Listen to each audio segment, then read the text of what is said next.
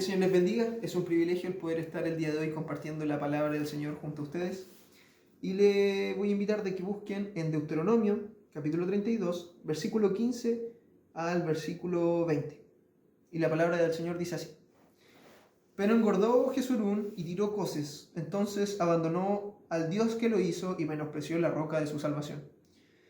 Le despertaron a celos con los dioses ajenos, lo provocaron a ira con abominaciones, sacrificaron a los demonios y no a Dios, a dioses que no habían conocido, a nuevos dioses venidos de cerca, que no habían temido vuestros padres. De la roca que te creó te olvidaste, te has olvidado de Dios tu creador. Y lo vio Jehová y se encendió en ira por el menosprecio de sus hijos y de sus hijas, y dijo, esconderé de ellos mi rostro, veré cuál será su fin, porque son una generación perversa, hijos infieles. Si hay algo que nosotros tenemos presente y tenemos claro, hermanos, por medio de la escritura y por medio del estudio de la palabra del Señor, es que un hombre sin Dios caerá. Un hombre sin Dios es un hombre perdido. Cuando hablamos de que caerá o está perdido, obviamente no hablamos de un aspecto financiero, de un aspecto en cuanto a la salud o anímico, sino más bien hablamos, hermanos, y específicamente a lo que respecta a su eternidad. Sabemos de que un hombre sin Dios, su destino, o una mujer, o cualquier persona que haya pisado en esta tierra, sin Dios, su destino será la perdición eterna. No importa la edad, no importa la procedencia, no importan las opiniones ni las excusas, hermanos. Solo al encontrarnos a la realidad de que existe uno y un único y verdadero Dios, es que podemos estar con Él o en contra de Él. No hay términos medios. No pueden salir de una fuente dos tipos de agua. La palabra del Señor dice en Lucas 11:23, el que no es conmigo, contra mí es, y el que conmigo no recoge, desparrama. Fue lo que dijo Jesús. También se nos menciona que no podemos amar al mundo y amar a Dios, ya que si amamos al mundo nos constituimos enemigos de Dios. Entonces, hermanos, podemos entender de que nuestra naturaleza infiel siempre va a propiciar el buscar el deleite carnal, el buscar el pecado y el buscar la rebelión delante de Dios. Entendemos de que fue Adán, al momento de rebelarse en contra de Dios, al querer ser igual a Dios, el que propicia la maldición en la raza humana, y desde entonces cada uno de nosotros busca el mal desde nuestro nacimiento. Buscamos llenarnos y saciar nuestra hambre en el pecado. Es innato en cada uno de nosotros. Y esta misma condición, y esta misma naturaleza infiel y rebelión natural delante de Dios, la podemos ver en lo que acabamos de leer. El pueblo olvidándose completamente del Dios, el cual los había sacado de Egipto, el cual les había hecho pasar por el desierto, el cual había abierto el mar rojo y les había alimentado con maná del cielo. Este pueblo no estaba considerando de que llegaría el tiempo en que cada uno de sus actos iba a tener una justa retribución. Deuteronomio 32, capítulo 32, versículo 35 dice, el Señor hablando, mía es la venganza y la retribución, a su tiempo el pie de ellos resbalará, porque el día de su calamidad está cerca, ya se apresura lo que les está preparado. Es Dios hablando y diciendo de que no habrá pecado que quedará impune delante de su presencia. Y en el libro y en lo que leíamos nosotros específicamente, Moisés habla y entrega esta oratoria al pueblo, dado que pronto él ya iba a fallecer, pronto él ya iba a partir de esta tierra, y por el prontuario que tenía el pueblo de Israel, por la experiencia en la cual él había vivido con este pueblo, que era un pueblo infiel prácticamente, les sabía que era necesario que ellos entendieran que la infidelidad delante de Dios no iba a quedar impune, sino que traería consecuencias. Él les habla que estas consecuencias tarde o temprano iban a llegar. En el versículo 15 entonces dice, pero engordó Jesurún.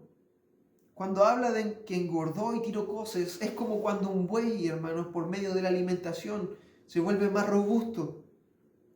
Y se refiere al pueblo de Israel como Jeshurún en un tono casi irónico, hablándole como el pueblo digno, el pueblo escogido, el pueblo apartado para Dios. Le dice: tú engordaste, oh pueblo escogido, te viste próspero y entonces abandonaste lo que Dios hizo y menospreciaron la roca de su salvación.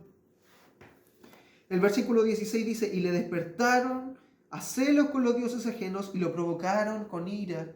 Y lo provocaron a ira con abominaciones. El pueblo deja y da la espalda.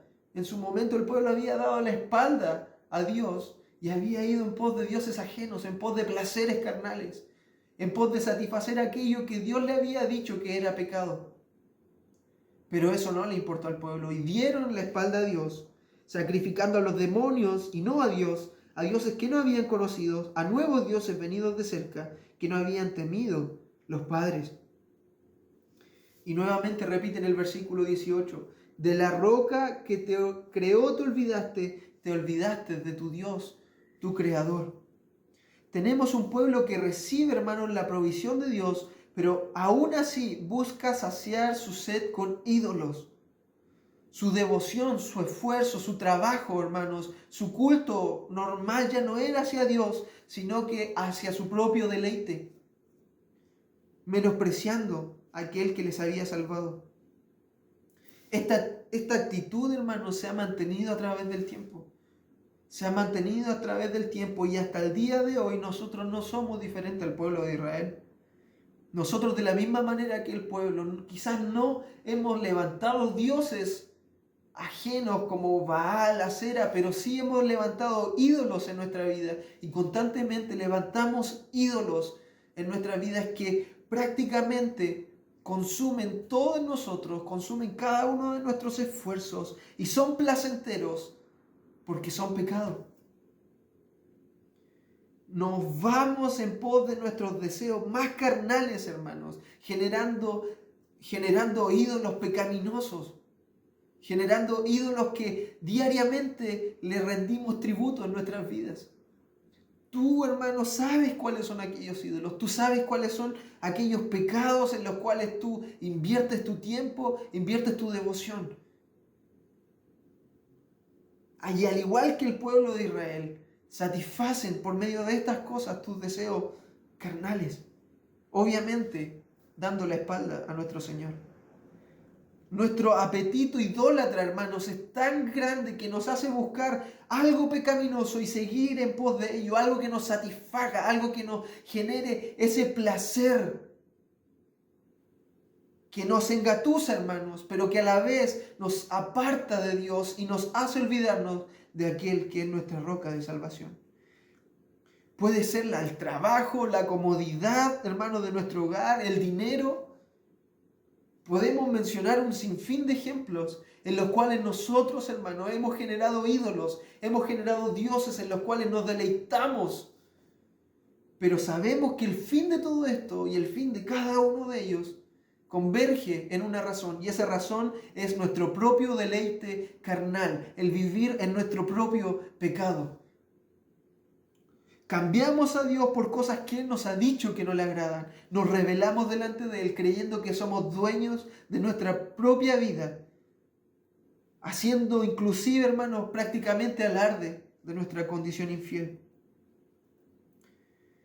Y nosotros, hermanos, creemos muchas veces de manera errónea que ante esta infidelidad que nosotros cometemos ante Dios, y hemos escuchado, quizás en alguna predicación, en alguna reflexión de pasillo, no sé, que prácticamente Dios se entristece, que Dios llora, que Dios se decepciona.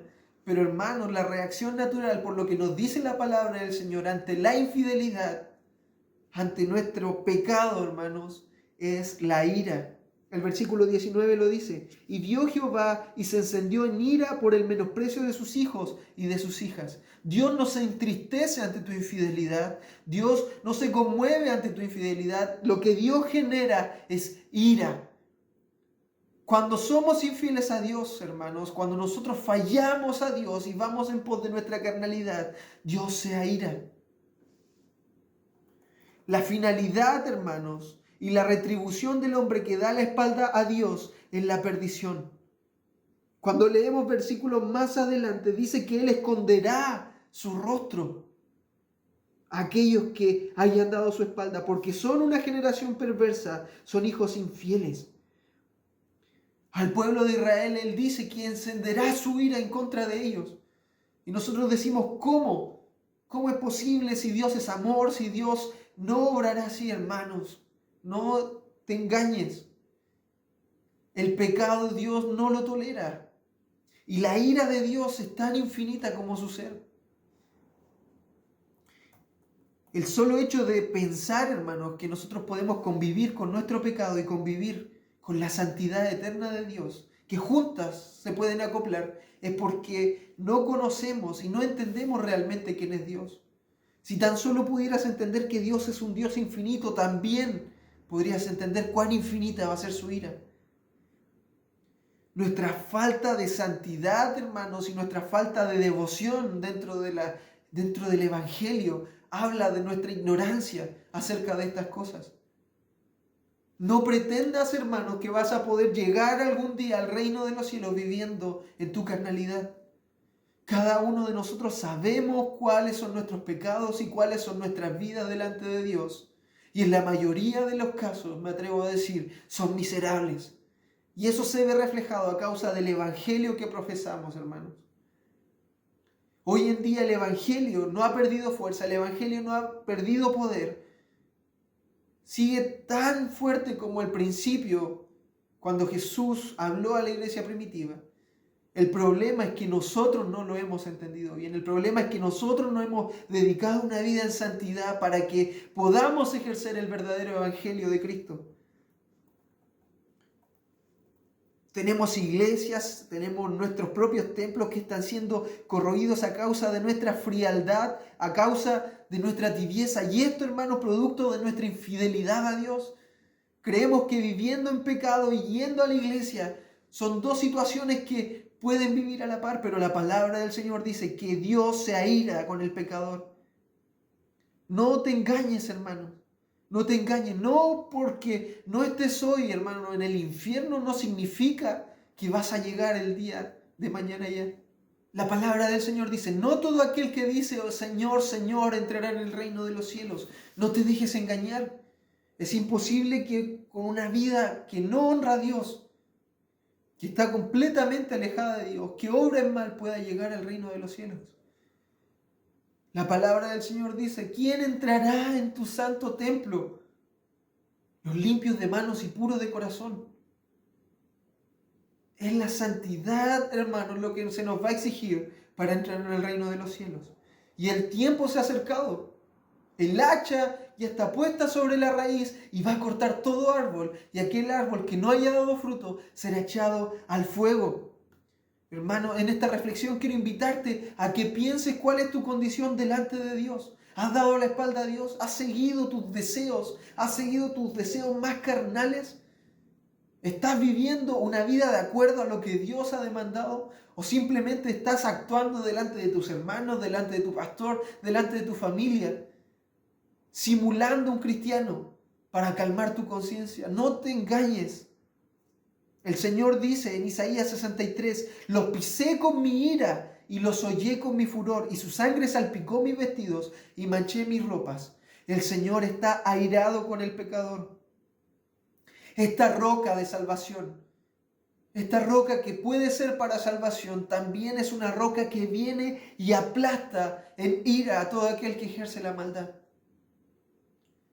Hoy te invito, hermano, hoy te invito a que puedas reflexionar en esta palabra, a que puedas analizar cuál es tu vida delante de Dios y si realmente estás buscando estar sobre la roca. El Salmo 61 lo dice, llévame a la roca de salvación que es más alta que yo. Hermanos, nuestro fin debe ser buscar más de Dios, buscar establecernos en esta roca de salvación. Busquemos más de Dios, busca más de Dios, arrepiéntete de tus pecados. Arrepiéntete de tus pecados y comienza a vivir una vida en santidad. Es lo que debemos hacer. Y será la única manera en la cual podamos vivir un evangelio real. Que el Señor les bendiga.